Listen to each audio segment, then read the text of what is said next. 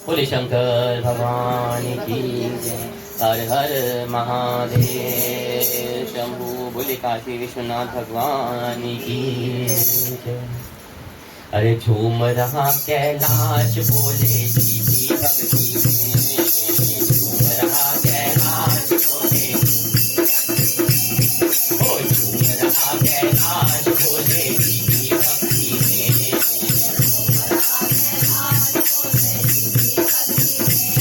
ओ भक्ति में, हाँ भक्ति में, ओ झूम रहा कैलाश बोले जी की भक्ति में।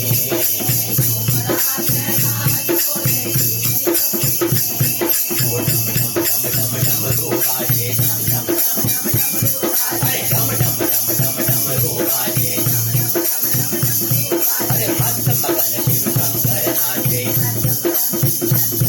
अरे मस्त मगन शिव शंकर नाचे। बोलिए अरे सब बोल जय जयकार बोले जी की भक्ति में। सब बोल जय जयकार बोले जी की भक्ति में। ओ झूम रहा कैलाश बोले जी की भक्ति में। अरे झूम रहा कैलाश बोले जी की भक्ति में। अरे झूम रहा कैलाश अरे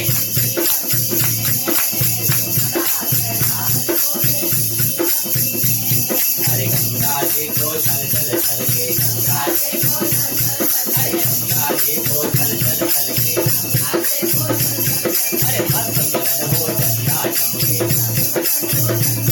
अरे मस्त मगन हो चंदा चमके।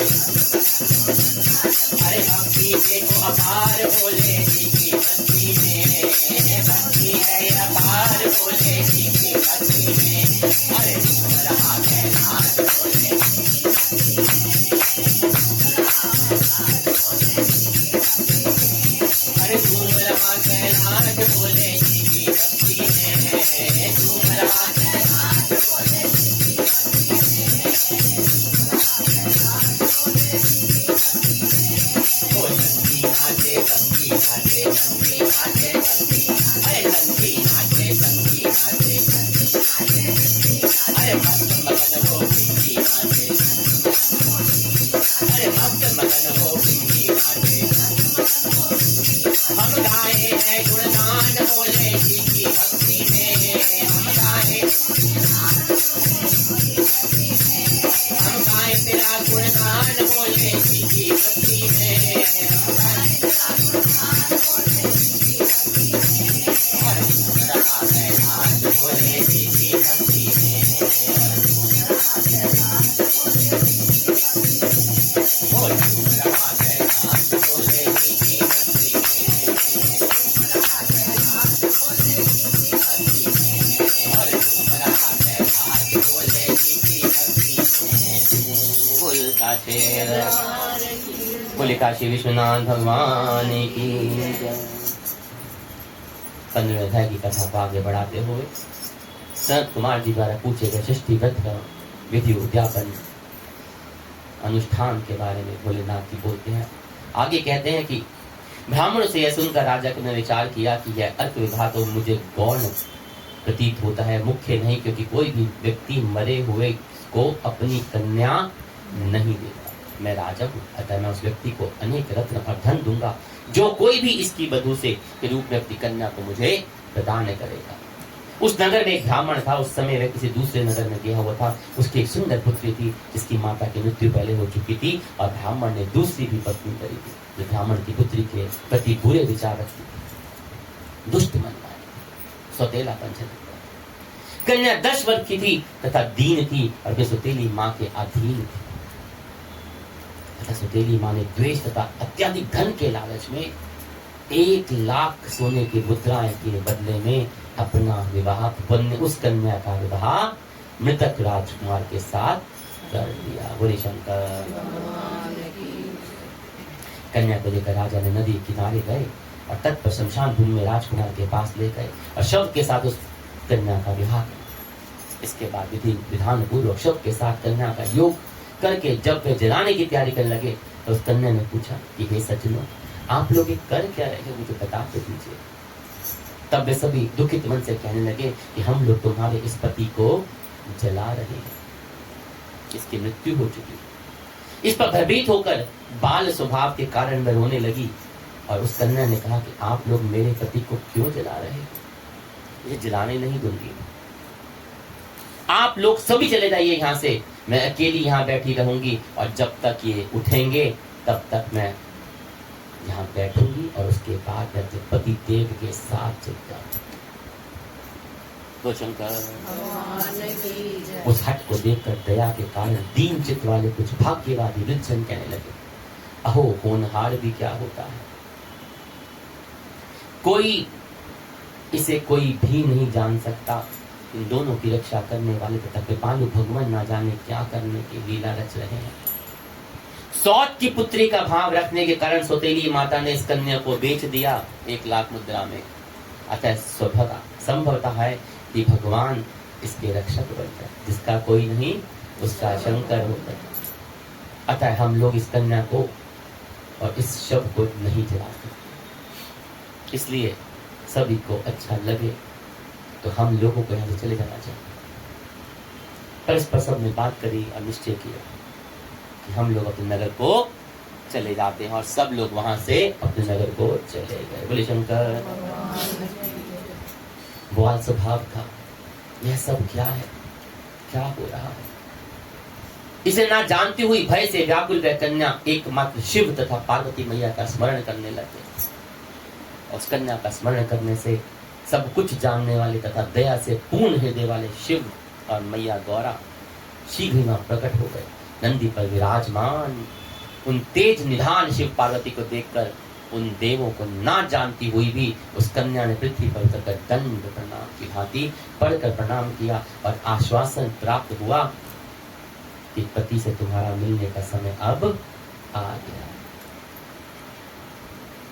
तब कन्या ने कहा कि मेरे पति जीवित ही नहीं होंगे, वो तो मृत है। उसके बाल स्वभाव से प्रसन्न हो गए, बचपना था ना, 10-11 साल की तो कन्या था। और दया से परिपूर्ण भगवान शिव और पार्वती ने कहा, तुम्हारी माता ने सुपोदन नामक व्रत किया था, तेरी माता ने इसको जन्म दिया था जिसकी मृत्यु हो गई। उस व्रत का फल संकल्प करके तुम अपने पति को प्रदान कर दो। तुम कहो कि मेरी माता के द्वारा जो सुपोदन नामक व्रत किया गया है उसके प्रभाव से मेरा पति जीवित हो जाए। बोले शंकर भगवान। उस कन्या ने भोलेनाथ और गौरा मैया के कहने पर वैसा ही किया और उसके परिणाम स्वरूप शिव तत्व जीवित उठ खड़ा हुआ। बोले शंकर भगवान। हर हर महादेव। उस कन्या को व्रत का उपदेश देकर सब बताकर तथा पार्वती मैया और शिव भगवान अंतर्ध्यान हो गए। तथा शिवदत्त ने उस कन्या से पूछा, तुम कौन हो और मैं यहाँ कैसे आया? तब उस कन्या ने उसे पूरा वृत्तांत सुना दिया और रात हो गई। प्रातः होने पर नदी के तट पर से जो लोग वापस चले गए थे राजा को बताया। अब वो दोबारा नदी तट पर आए, बता दिया था राजा को जाके कि ऐसा हुआ, हम छोड़ आए। और सुबह जब होते तो गांव के लोग जाते नदी किनारे, तो गए दोबारा देखने के लिए क्या है देखते हैं। जब देखा कि वहाँ पुत्र जीवित है तो काफी भागे भागे राजा के पास गए। राजा को बोलते हैं कि राजन, आपका पुत्र और पुत्रवधू नदी के तट पर स्थित हैं। विश्वस्त लोगों ने ये बात सुनकर राजा बहुत खुश कि कैसे वो सच्ची में जीवित है? हाँ जीवित है। अब बड़े हर्ष से खुशी से बेड़ी बजवाता हुआ शंखनाद करता हुआ नदी के तट पर राजा पहुंचा। सभी लोग प्रसन्न होकर राजा की प्रशंसा करने लगे, उस पुत्र वधू की और पुत्र की प्रशंसा। या बोले, हे राजन, मृत्यु के घर गया हुआ आपका पुत्र पुनः लौट कर आया है। इस पर राजा पुत्र वधू की प्रशंसा करने लगे। बड़े सौभाग्यशाली चरण पड़े हैं और बोले कि लोग मेरी प्रशंसा क्यों कर रहे हैं? प्रशंसा योग्य तो ये मेरी वधू है, मेरी विद्या। मैं तो भाग्यहीन था, अधम था। धन्य और सौभाग्यशालिनी तो यह पुत्र वधू है, क्योंकि इसके पुण्य प्रभाव से मेरा मृत पुत्र भी जीवित हो गया। बोले शंकर। इस प्रकार अपने पुत्र वधू की प्रशंसा करते राजा ने दान तथा सम्मान के साथ श्रेष्ठ ब्राह्मणों का पूजन किया और ग्राम के बाहर ले जाकर मृत व्यक्ति को पुनः ग्राम में प्रवेश कराने संबंधित शांति के विधि पूर्ण करके ब्राह्मणों को निर्देश दिया कि इस विधि पूर्वक संपन्न किया, क्योंकि मरण क्या था तो उसको लाना भी था, जीवित हो गया तो उसके समय शांति का जो पाठ होते हैं विधि पूर्वक उनको संपन्न किया गया। बोले हर हर महादेव गौरी शंकर। हमने आपसे वादा भी किया था कि हम साथ साथ आपको कुछ ना कुछ रुद्राक्षों के बारे में बताएं। आज जिस तरह का कथा है उससे ही संबंधित एक रुद्राक्ष आते हैं। रुद्राक्ष जानते हैं रुद्राक्ष क्या है?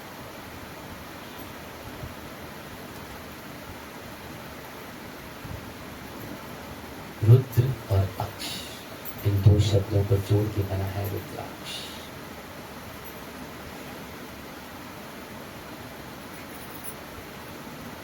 नेत्र,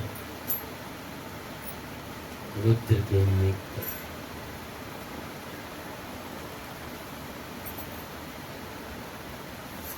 कहा जाता है कि तारका पुत्र दंडमाली तारकाश और कमलाक्ष ने धर्मचरण और शिव भक्ति से देव तत्व को प्राप्त हुए थे और कुछ कला विधि उपरांत और अधर्मचरण करने लगे। शंकर जी से विषाद हो गया, विषादग्रस्त हुए। उनके नेत्र डबडबा गए, उनके नेत्रों से 4 अश्रु बिंदु इस पृथ्वी पर गए और उन अश्रु बिंदु से वृक्ष बने रुद्राक्ष वृक्ष। रुद्राक्ष जो है शिव के नेत्रों से गिरे हुए आंसुओं का सबसे परम, इसलिए रुद्राक्ष परम शक्तिशाली होते हैं। इन 4 वृक्षों से लाल, काले, पीले और श्वेत रुद्राक्षों के निर्माण हुआ था और उसके बाद शिव जी ने तारका पुत्रों का विनाश किया।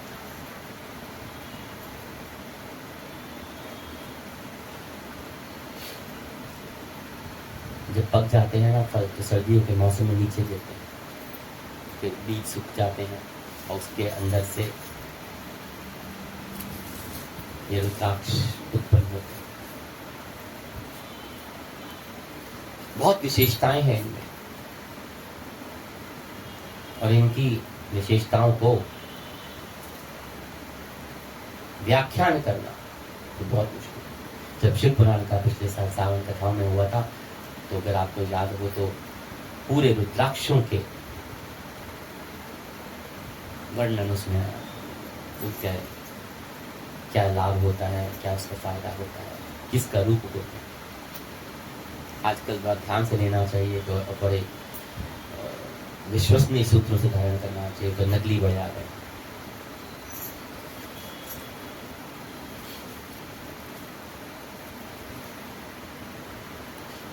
गौरी शंकर रुद्राक्ष, एक रुद्राक्ष माना जाता है गौरी शंकर। ये रुद्राक्ष प्राकृतिक रूप से आपस में जुड़ा होता है, मतलब 2 रुद्राक्ष में जुड़े होते हैं ऐसे। तो गौरी शंकर शिव और पार्वती के रूप माना जाता है गौरी शंकर,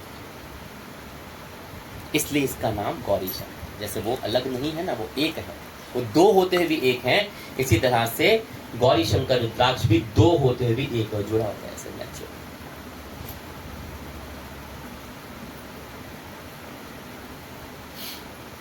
बहुत दुर्लभ माना जाता है। भगवान शंकर का वरदान और मां पार्वती की दिव्य शक्तियां इसमें समाहित हैं। कहते हैं इसे पहनने वैसे भगवान शंकर माता पार्वती दोनों समान रूप से प्रसन्न हो जाते हैं और अनेक प्रकार के वरदान और शक्तियां प्रदान करते हैं।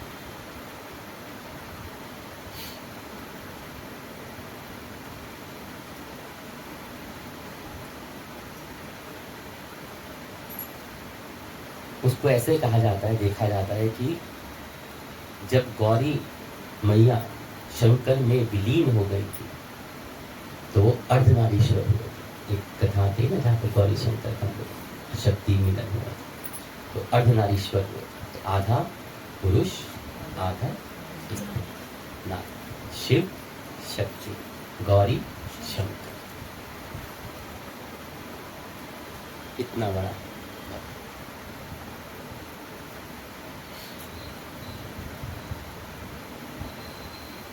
इसको पहनने के ना फायदे बड़े होते हैं।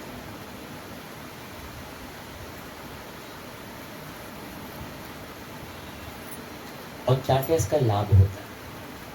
जिन व्यक्तियों का विवाह नहीं हो रहा, विवाह करने की इच्छा होती है, उन युवक या युवती, पुत्र हो या पुत्री, कोई, उन्हें धारण करना बड़ा फायदेमंद होता है। कहते हैं इसको पाने से आपके जीवन में बड़े उचित जीवन साथी पाने में आपको मदद मिलती है। जिन पति पत्नियों के बीच में कुछ खटपट चल रही हो या अच्छा नहीं चल रहा हो या उनके संबंध को और बेहतर बनाना हो, तो गौरी शंकर रुद्राक्ष को धारण करना चाहिए। इससे बहुत मदद मिलती है। यहां तक कि कहा जाता है हमारे शास्त्रों में कि जिस निसंतान दंपत्ति को भी, दोनों को इसे धारण अवश्य करना चाहिए। आपस में पारिवारिक संबंध तो खराब हो रहे हो, तो इसको धारण करना अत्यंत शुभ माना जाता है। संबंध हमने तो बहुत बार देखा है, इसको पहनने से पति पत्नी जब धारण करते हैं तो इसको पहनने से आपसी परस्पर संबंध करते हैं, बहुत अच्छे। ध्यान साधना करने वाले योगी संतों के लिए भी बहुत अच्छा होता है कि शिव और शक्ति एक न हो। इसको जब भी लिया जाए, ध्यान शुद्ध करवाया जाता है, खासकर संत शास्त्र गुरुओं से इसको मंत्रित या विमंत्रित किया जाता है। उसके अलावा आपका चंद्रमा हो, शुक्र हो, बृहस्पति हो, तो कष्ट दे रहे हो कुंडली में, तो इससे लाभ होता है। आपके पति पत्नी में आपसी समझ विकसित हो जाती है। जीवन बहुत ताज़ा और कहते हैं हमेशा जवान युवक जैसे बने रहते। विवाह में देरी हो रही हो, विलंब हो रहा हो, विवाह हो नहीं रहा हो, इसे धारण करिए। पति पत्नी आपस में पहने तो दूसरे का आकर्षण बना रहता है। ये वाकई सही बात है। गौरी शंकर ये बना इसलिए, कहते हैं एक दूसरे के पूरक बन जाते हैं, एक दूसरे का विरोध नहीं करते, आपसी प्रेम करने लग जाता है, एक दूसरे के मार्गदर्शन हो जाते हैं, संतोषजनक हो जाता है जीवन, उनका संबंध बहुत अच्छे हो जाते हैं।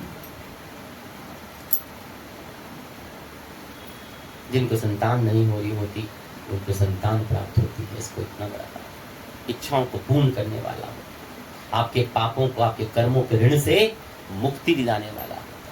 तनाव को, चिंता को, स्वाद को, शोक को दूर करता है, जीवन में दिव्य आनंद और शांति को समाहित करता है। और गौरी शंकर रुद्राक्ष बुरे प्रभाव, काला जादू, नजर, बाधाएं ऐसी जो आती हैं, इनसे भी आपकी बहुत रक्षा करता है। अच्छा स्वास्थ्य देता है। छोटी मोटी या पुरानी बीमारियां, छोटी बीमारी तो बहुत जल्दी से दूर होती है, कहते हैं पुरानी बीमारी में भी आपको इसमें लाभ मिलने लग जाता है। आत्मविश्वास को बढ़ा देता है, सकारात्मक देता है, नकारात्मकता को दूर कर देता है।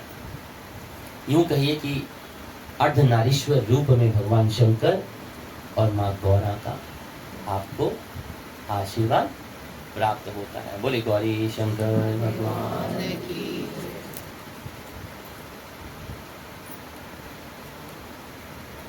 बोले अर्धनारीश्वर भगवान की।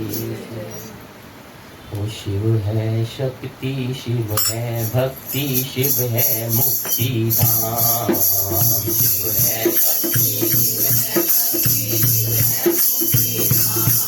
वो शिव है ब्रह्मा, शिव है विष्णु, शिव है मेरे राम, शिव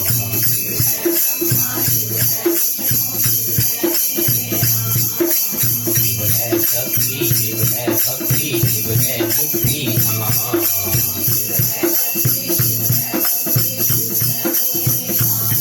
और शिव है ब्रह्मा, शिव है विष्णु, शिव है मेरा राम।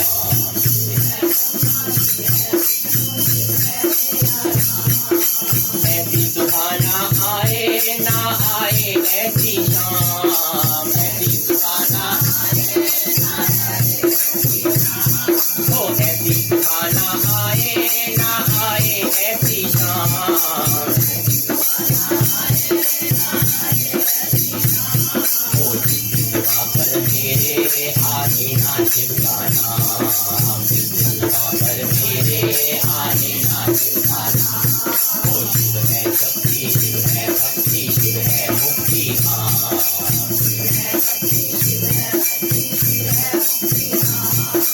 ओम नमः शिवाय, ओम नमः शिवाय।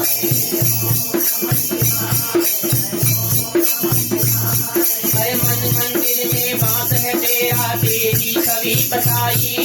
मन मंदिर में बात है तेरा, तेरी छवि बसाई। ओ प्यासी आत्मा बन के जोगन तेरी शरण में आई।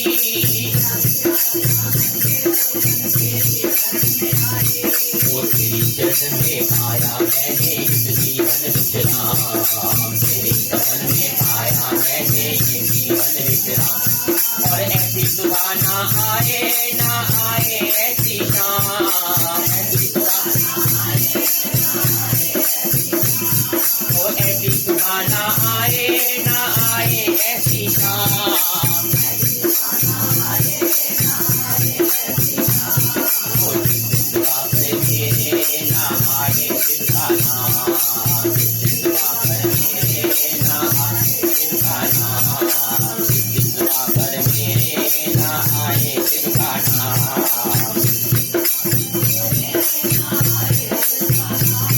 ओ तेरी खोज में ना जाने कितने युग मेरे बीते,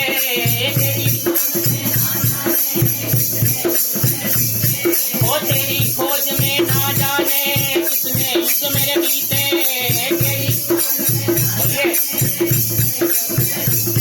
ओ अंत में काम क्रोध मद हारे हे भोले तुम जीते, अंत में काम क्रोध सब हारे। अरे अंत में काम क्रोध सब हारे हे भोले तुम जीते। अरे मुक्त किया तूने है मुझको शत शत तुझे प्रणाम, मुक्त किया तूने है। तो ऐसी सुबह ना आए ना आए ऐसी शाम, और ऐसी सुबह ना आए ना आए ऐसी शाम।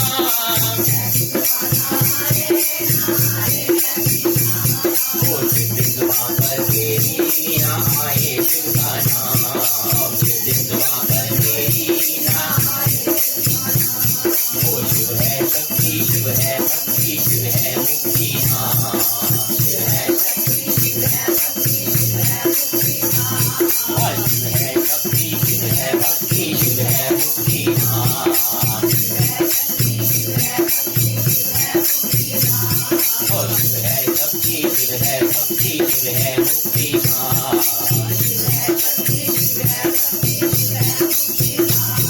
ओ सर्व कला संपन्न तुम्ही हो हे मेरे भोले,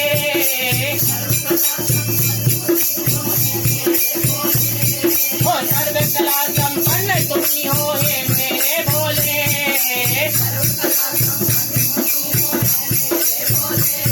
ओ दर्शन देखे धन्य करो त्रिनेत्र मेरे भोले।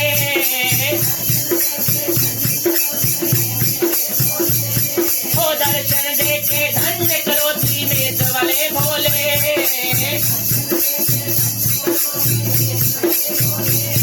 ओ भवसागर से तर जाऊंगा लेकर तेरा नाम, भवसागर से तर जाऊंगा लेकर तेरा नाम। अरे भवसागर से तर जाऊंगा लेकर तेरा नाम, भवसागर से तर जाऊंगा लेकर तेरा नाम।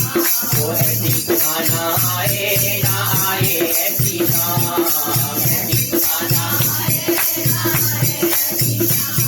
ओ जिस सुबह पर मेरे ना हो भोले का नाम, जिस सुबह पर मेरे ना हो भोले का नाम। ओ शिव है शक्ति, शिव है भक्ति, शिव है जगन्नाथ, शिव है भक्ति, शिव है भक्ति, शिव है मुक्ति धाम। ओ शिव है ब्रह्मा, शिव है विष्णु, शिव है मेरा नाम, शिव है ब्रह्मा, शिव है विष्णु, शिव है मेरा नाम। ओ शिव है ब्रह्मा, शिव है विष्णु, शिव है मेरा नाम, शिव है ब्रह्मा, शिव है विष्णु, शिव है मेरा नाम। शिव है भक्ति, शिव है शक्ति, शिव है मुक्ति धाम।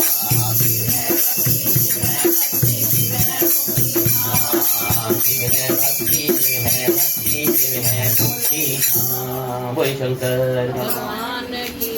श्रावण मास की कथा को सुपोधन षष्ठी व्रत को व्याख्यान करते हुए भोलेनाथ ने कथा जो सुना रहे थे उसमें राजन कहते हैं किस प्रकार अपने पुत्र वधु की प्रशंसा करने लगे। राजा कहते हैं मेरी प्रशंसा क्यों कर रहे हो, मेरी पुत्र वधु की प्रशंसा, जिसके आने से ये सौभाग्य प्राप्त हुआ कि मेरा मित्र पुत्र भी जीवित हो गया। बोले हम शंकर भगवान की।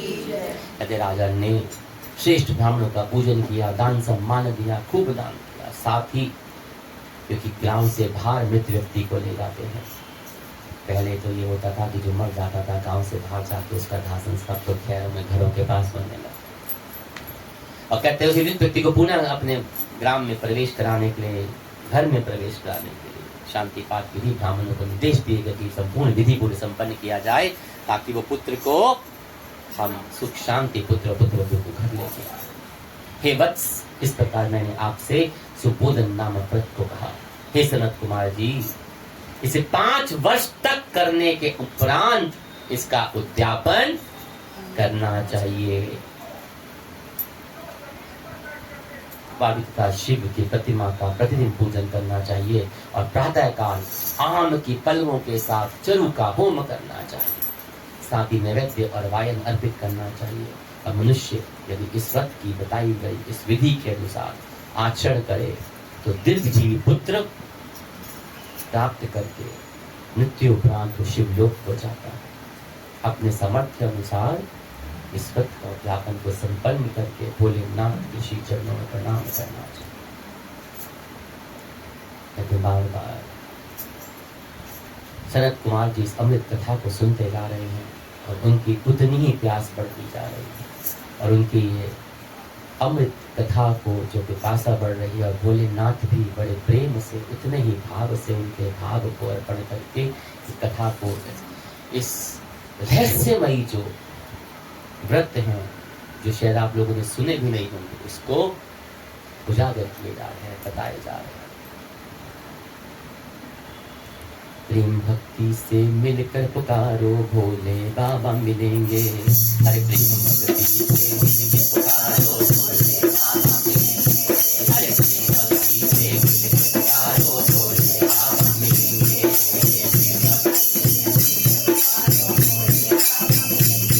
हरे प्रेम भक्ति से मिलकर पुकारो भोले बाबा मिलेंगे।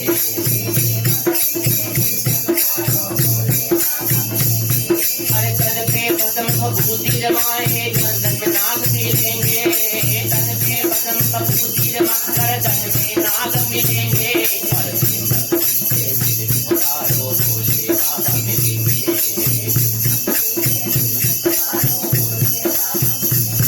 अरे वो है राजा जगत बिहारी,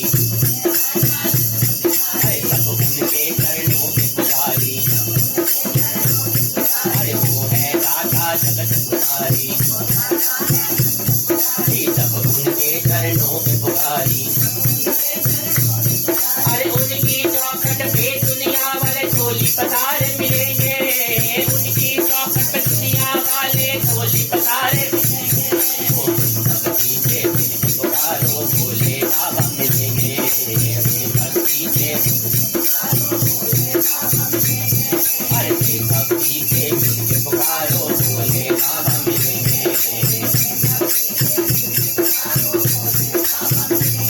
अरे उनको चाहिए न मीठा मेवा, अरे उनको चाहिए न किसी की सेवा। अरे उनको चाहिए न मीठा मेवा, अरे उनको चाहिए न किसी की सेवा। उनको चाहो अगर है पाना भक्ति रस से मिलेंगे। उनको चाहो अरे प्रेम भक्ति से मिलकर पुकारो भोले बाबा मिलेंगे।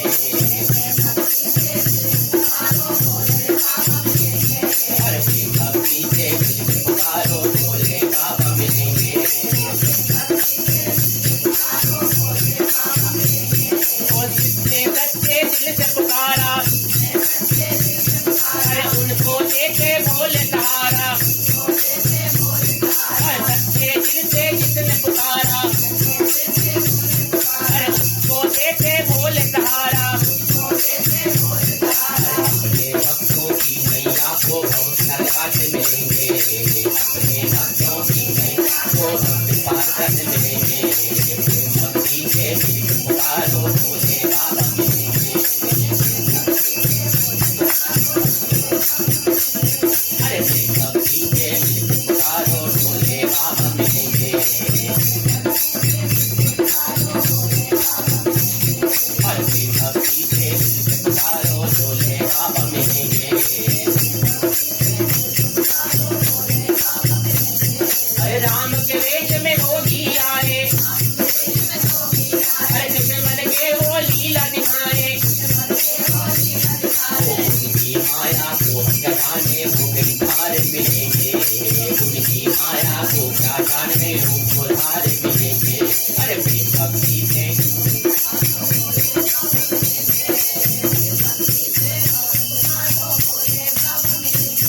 अरे प्रेम भक्ति से मिलके पुकारो भोले बाबा मिलेंगे। अरे प्रेम भक्ति से मिलके पुकारो भोले बाबा मिलेंगे।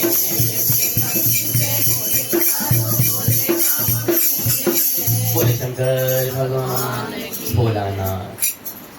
कहते हैं ना, ब्रह्मा जी को सृष्टि रचना दी, विष्णु जी को पालन दिया, भोले को संहार कर दिया। पार भी वही लगाते हैं, तारते भी वही हैं, डुबो भी देते हैं अगर आप अपने सदन को। अब मनुष्य है ना, उसको पता होता है अपने कर्म का खेल, तो मृत्यु से बहुत डरता है। इंसान कहीं डरे न डरे, पर एक ही बात से डरता है, बड़े बड़े पाप कर लेगा, दुष्ट बन जाएगा, लोगों को लूट लेगा, कसोट लेगा, छीन लेगा, कपट कर लेगा, झूठ बोल लेगा, हेरा फेरी कर लेगा, तब नहीं डरेगा। एक बात से डरता है, पता है क्या? मरने से। आय हाय, मृत्यु आनी चाहिए। और जबकि पता है कि सबसे बड़ा परम सत्य ये डरता, पता है क्योंकि पता है कि जब मरने वालों का मेरे कर्मों का जो परिणाम है ना, मिलके जाएगा मुझे। ऐसे ना बदला होता था, उसको काल से बड़ा लगता था, पता नहीं किस क्षण मृत्यु हो जाए, क्या करें। अब दिमाग का बड़ा तेज था, उसने एक चतुराई खेली और काल को अपना दोस्त बना लिया। अगर दोस्ती बन गई अच्छी, तो बोलता है एक दिन कि मित्र तुम किसी को नहीं छोड़ते हो, किसी दिन तुम मुझे भी धर लोगे आके। काल ने कभी मृत्यु लोगे, तो जो आया उसे जाना है, जो जीवन है वो मरना भी है उसे। ये सृष्टि का नियम है, इसलिए मजबूर हूं। पर तुम्हारे लिए, तुम मेरे दोस्त हो, परम मित्र हो, तुम्हारे लिए रियायत कर सकता हूं। मुझसे तुम आशा रखते हो, जो मृत्यु उम्मीद है तो मुझे बता दो, मैं कोशिश करूंगा। पर मृत्यु तो है। व्यक्ति कहते हैं काम करो, जब मुझे इस लोक से ले जाने के लिए आओ ना, तो कुछ दिन पहले एक पत्र भेज देना और लिख देना उसमें तेरा समय आने वाला है, ताकि मैं अपने बाल बच्चों को, अपने कार्यभार को, अपना परिवार को अच्छी तरह समझा सकूं और स्वयं भी भगवान के भजन में लग जाए। अब मृत्यु आए तो राम राम तो जपना ही पड़ेगा ना। तो जाग मुसाफिर भोर बही, तो जागत है उसे।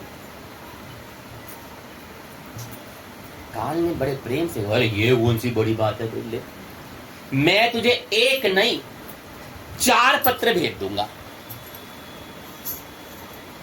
चिंता मत कर। और चारों पत्रों के बीच में अच्छा काल समय भी दूंगा तुझे, ताकि सचेत होकर मैं सारे काम निपटा दिए। बड़ा खुश व्यक्ति, इतना प्रसन्न हो गया, कहते वाह वाह, मैं तो एक मांग रहा था, ये 4 दे रहा। उसके दिल से जो डर था वो निकल गया कि मैं जाने से पूर्व अपने सारे कार्यों को पूर्ण कर लूंगा और देवताओं का स्वागत भी कर लूंगा, अपना भजन कीर्तन भी कर लूंगा। और जब ये सब कर लूंगा तो चला जाऊंगा, भी देवता मेरा स्वागत करेंगे, है ना? नहीं सोच तो ये क्या कि मरने को पता चलेगा, मरने वालों में कोई 1 साल बचा है, 2 साल, पूरा वो साल भगवान की भक्ति में लगा दूं, काम पूरे करके और देवता में स्वागत कर, मरते हैं तो भगवान कर क्या है। दिन बीतते गए, समय बीतता गया, मृत्यु की घड़ी आ गई। अब काल को अपना दादा याद था। काल ने अपने दूतों के सहित उसके समीप आके बोला कि मित्र, समय पूरा हुआ, मेरे साथ चलो। मैं सत्यता और दृढ़ता के अपने स्वामी की आज्ञा का पालन कर रहा हूं और एक भी क्षण तुम्हें यहां नहीं छोड़ सकता। चलो मेरे साथ। दूध खड़े हो गया, व्यक्ति के माथे पर गल पड़ गए। विक्रेता ने कही, अरे ये क्या लानत है तेरे दोस्त पे, तूने तो कहा था, मुझे विश्वासघात कर दिया, तूने मुझसे प्रॉमिस किया था कि तू पत्र लिखूंगा, वचन दिया तूने पत्र लिखूंगा आने से पहले, और तू बिना सूचना दिए टपक गया मुझे लेने के लिए, लानत है। मित्रता तो दूर, तूने तो वचन भी नहीं निभाया, तू तो शत्रु कहने के लायक। काल हंसता है और बोलता है, तो बड़े जोर से हंसा, ठट्ठा मार के हंसा, फिर बोला, मित्र कितना झूठ बोल रहा है, मैंने तेरे को एक नहीं 4 अपने वादे के अनुसार 4 पत्र भेजे, पर तूने एक का उत्तर नहीं दिया। व्यक्ति कहता है, कौन सा पत्र भाई, कोई प्रमाण है, तूने मुझे पत्र भेजा था, कोई डाक, कोई रसीद है तो दिखा दे, कोई चिट्ठी भेजी होगी, कोई रसीद होगी, कोई डाक किया होगा कुछ। काल कहता है, मित्र घबरा नहीं, 4 पत्र इस समय भी तेरे पास है, मौजूद है। कहता है कैसे? कहता है, पहला पत्र तेरे सिर चढ़ के बोला था। मेरे सिर चढ़ के बोला? कैसे बोला? कि तेरे सुंदर काले घने बाल थे ना, उन्हें सफेद कर दिया था मैंने, कि पुत्र बुढ़ापा आ गया, और यह भी कहा था सावधान हो जा, जो करना है वो कर डाल। बुढ़ापे नहीं होते ना, एक जैसे काले घने रेशमी सुंदर सुंदर जुल्फे होते, चिट्टे होने लगते, बाकी है तुम रंग लो आकर डाइया मिलते 10-10 रुपए में। बुढ़िया भी जवान लगती हैं, 60 साल की 70-80 साल की बुढ़ी बाल काले हैं, लोग कहेंगे यार दादी अम्मा ने पड़े, ना 10 रुपए का कमा गया, मुंह पे झुलियां होंगी, बाल सारे काले। कहते थे पहला पत्र तो मेरा वो आया था। अच्छा, कहते उसके कुछ दिन के बाद मैंने समय का अंतराल दिया, तेरे को दूसरा पत्र भेजा, तो वो कहाँ भेजा? कहते तेरी आंखों की रोशनी कम कर दी,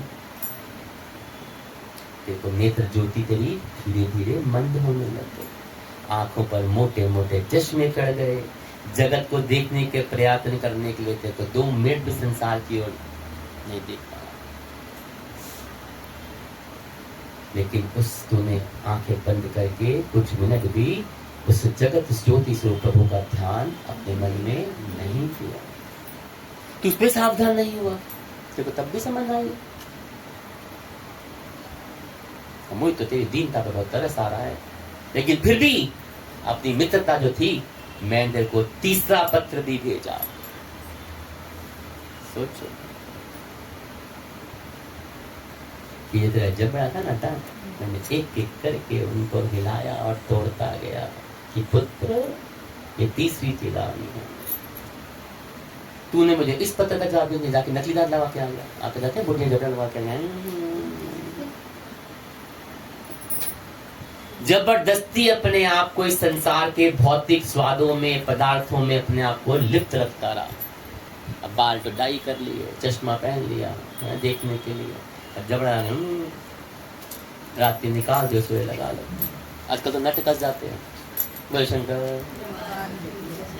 अब बुढ़िया में ज्यादा स्वाद आता है आजकल, कहती बादाम मैं क्यों ना खाना, खाने वास्ते चाहिए ना। कहते हैं तूने, मुझे बड़ा दुख हुआ कि मैं सदा तेरा भला सोच रहा हूं कि तू अपना सुधार ले, और तू अपने आप को बनावटी रास्ते में अपनाने में लगा हुआ। राम नाम तो जपा ना गया तेरे से, पर ये कर रहा था। कहते उसके बाद मैंने फिर कुछ समय बिता, देखो अंतिम चौथा पत्र भी भेजा। कहते क्या? कहते मैंने तेरे को रोग, कलेश, पीड़ा, शारीरिक दुख, कष्ट, वो सब को तेरे को दे दिया, पर तू अपने अहंकार में, अपने अहम में, अपने इस वासनाओं में इतना लिप्त था, तूने उसको भी अनसुना कर दिया। यही करते हैं ना, कितने बुढ़ियों को बुलवान संदेश भेजते हैं, माताओं बहनों को, जो बुजुर्ग में खड़ी हुई कि आ जाओ कथाओं में सत्संग, ना चुगलियां करने बैठे होंगी अपनी दोस्तों सहेलियों के साथ।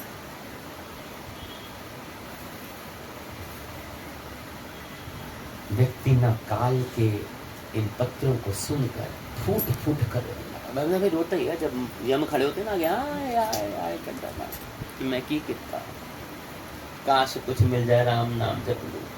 हुन ते जपन दे कहता हुन जपन दा वेला पता चल गड्डी खड़ी तैयार, ड्राइवर नाल आ गया, कैब आ गई है, ओटीवी 10 तक बह जाओ, उथे तो ओटी जोती पैंदी कहने आ जा मैं दस देंगा। रैपिड फायर वाला काम होता है वहां पे, आओ था तुम चल।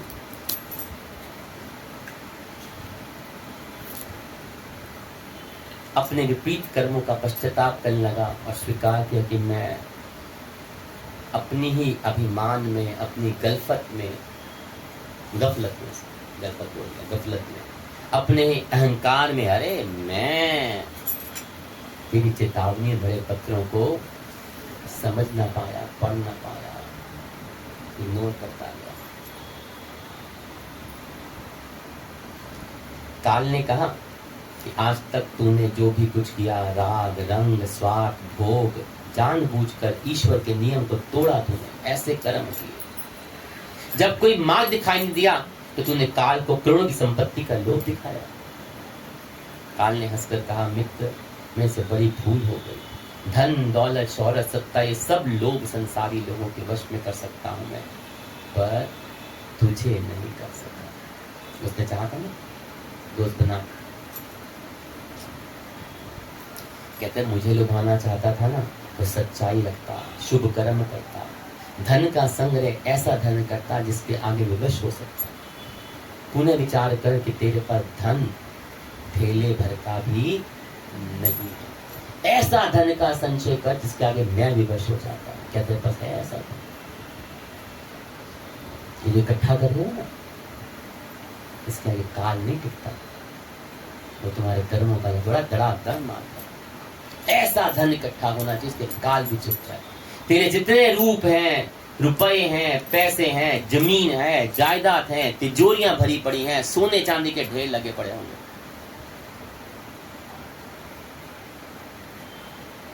यही छुप रहा। ये उठा किसी को उठा सकता था? निवस्त्र जाएगा, निवस्त्र। जैसे एक भिखारी की आत्मा जाती है ना, वैसे तेरी आत्मा भी वैसे। ये फर्क तो किसी में नहीं है ना, क्या भिखारी हो जाए राजा हो, आत्मा तो वैसे ही जाएगी। काल ने जब मनुष्य की एक बात नहीं सुनी, हाय हाय करके रो रहा था, उसके संबंधियों को पुकारा, परंतु काल ने उसके प्राणों को ऐसे दबोच दिया पेट में, अब चल पाया। राम नाम सत्य है। एक ही जो बोलते हैं ना, लोगों को लगता है कि बड़ा, लेकिन इस शब्द में बड़ा है कि राम नाम सत्य है। सिर्फ सत्य एक ही चीज है, राम का नाम। वही दौलत आपके काम की, वही आपका धन, वही तिजोरी, वही सोना, वही चांदी।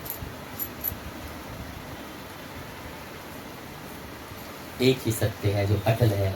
जिस दिन हम इस दुनिया से जाएंगे, जो जीवन भर तुमने तिजोरियां भर रखी है ना, जो शोहरत ले रखी है, कैसी संतान होगी, ये सब निश्चित वो तभी हो जाता है गर्भ में आते हैं, परंतु मरेंगे तो एक बात तय है,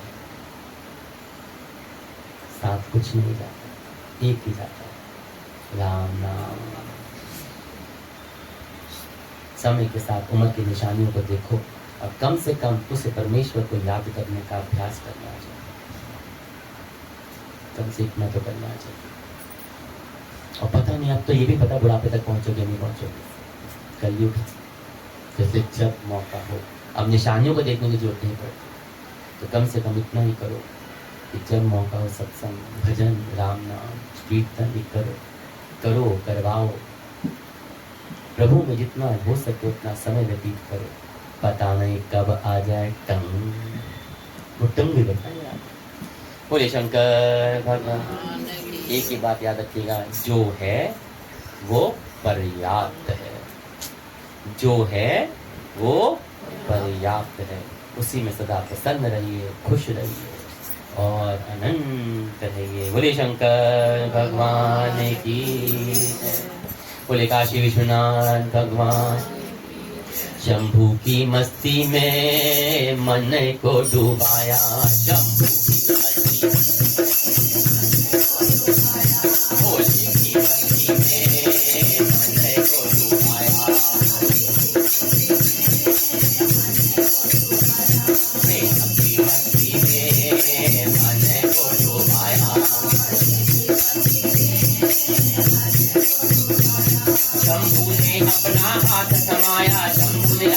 हाथ थमाया, शंभु ने अपना हाथ थमाया। ओ जहाँ देखो हर पल ज्योति नजर आया, शंभु की मस्ती में मन को डुबाया, शंभु की भोले की मस्ती में मन को डुबाया, वो तेरी माया में खुद को बताया, तेरी माया वो शंभु को अपना हाथ थमाया, शंभु को अपना वो हरे कण में हरे पल तू ही नजर आया, हरे कण में हरे पल तू ही नजर आया। शंभु की मस्ती में खुद को डुबाया, शंभु की मस्ती में खुद को डुबाया, शंभु की